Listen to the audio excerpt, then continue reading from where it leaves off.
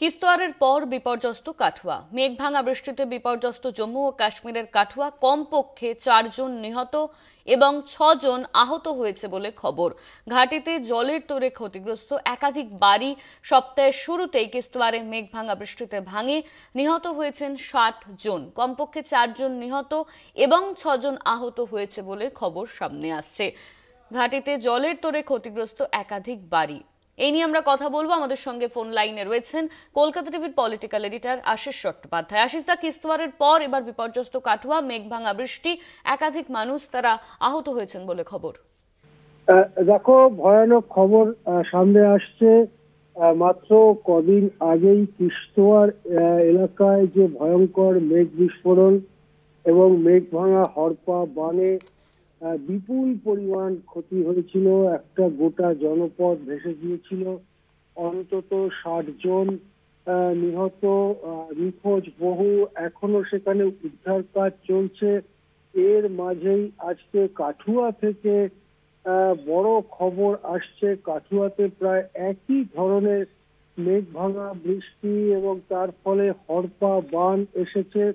হড়পা বানে বিপুল জলে কাঠুয়ার ঘাটি বলে এলাকা, একটি প্রত্যন্ত গ্রামাঞ্চল পাহাড়ের উঁচুতে। সেই গ্রামাঞ্চলটি, ঘাটি এলাকাটি সম্পূর্ণ প্লাবিত হয়ে গেছে এবং পাহাড়ে যখন হড়পা বান আসে তার সঙ্গে বিপুল পরিমাণে পাথরের টুকরো, বড় বড় পাথরের চাঙড় এবং তার সঙ্গে প্রচুর কাদা ইত্যাদি আসে, সেই সব কিছুতে চাপা পড়ে গেছে এই জনপদটি।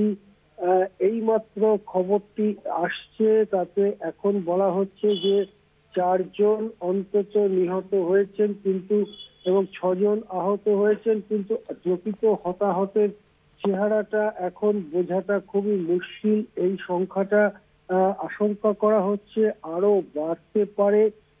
উদ্ধারকারী দল রওনা দিয়েছে, কিন্তু উদ্ধারকারী দল এখনো সেই মূল জায়গাটায় পৌঁছতে পারেনি বলেই মনে করা হচ্ছে। যেটা জানা যাচ্ছে যে জম্মু পাঠানকোট যে ন্যাশনাল হাইওয়ে রয়েছে, সেই হাইওয়েটাও ড্যামেজ হয়েছে। ফলে সেই হাইওয়ে দিয়ে ট্রাফিক মুভমেন্ট প্রকৃতপক্ষে বন্ধ হয়ে গিয়েছে। রেস্কিউ টিম কাছাকাছি পৌঁছেছে, এটা বলা যাচ্ছে। উদ্ধারকারী দল কাছাকাছি পৌঁছেছে, কিন্তু শেষ পর্যন্ত একেবারে যেটা জিরো স্পট সেই জায়গাটায় পৌঁছতে পেরেছে বলে মনে হচ্ছে না এখনো পর্যন্ত। দুর্গম জায়গা এবং একটু প্রত্যন্ত জায়গা, সেই জায়গায় এরকম ঘটনা ঘটেছে। ইতিমধ্যে কিছু ভিডিও পাওয়া যাচ্ছে, তবে সেই ভিডিওগুলোতে যে বিপুল বিপর্যয় হয়েছে তার পুরো ছবিটা ধরা পড়ছে না। এদিকে এই একই সময়ে শনি রবিবার রাতের ঘটনা, হিমাচল প্রদেশেও একাধিক জায়গায় হড়পা বান এসেছে। যদিও হিমাচল প্রদেশের ঘটনাগুলোতে নিহত হয়েছেন কেউ এরকম খবর এখনো আসেনি, কিন্তু দেখা যাচ্ছে সারা দেশ জুড়ে, বিশেষ করে হিমালয় পাহাড়ে একটার পর একটা মেঘ ভাঙা বৃষ্টি এবং হড়পা বান হচ্ছে।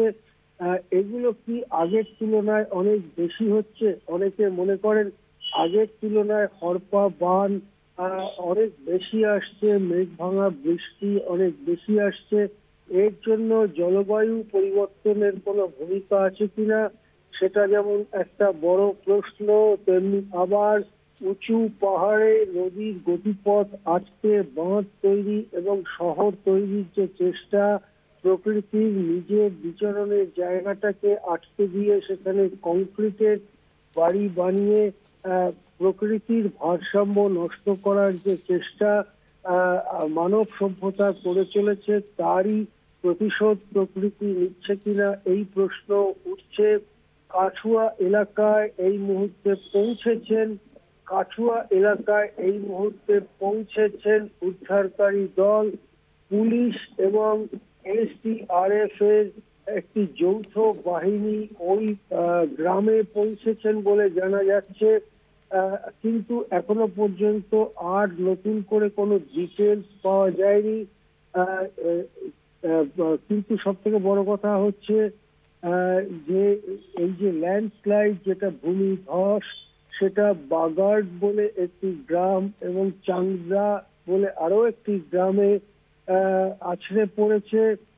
অর্থাৎ আগে আমরা যে এলাকাটির কথা বললাম, এখন যে খবর পাওয়া যাচ্ছে যে সেই এলাকাটি ছাড়াও আরো কতগুলো জায়গায় এই ঘাটি এলাকা, যেটা প্রথমে আমরা বললাম, তাছাড়াও আরো কতগুলো এলাকার কথা জানা যাচ্ছে। আশেপাশের গ্রাম এগুলো, এই আশেপাশের গ্রাম, একটির নাম বাগার্ড, আরেকটির নাম চাংদা। এই ভিলেজগুলোর ওপরেও এই বিপুল ভূমিধস এসে আছড়ে পড়েছে। এগুলো সবই কাঠুয়া পুলিশ স্টেশনের অন্তর্গত এবং দিলওয়ান হুতলি, এই লাখনপুর পুলিশ স্টেশনের অন্তর্গত দিলওয়ান হুতলি এলাকার ঘটনা।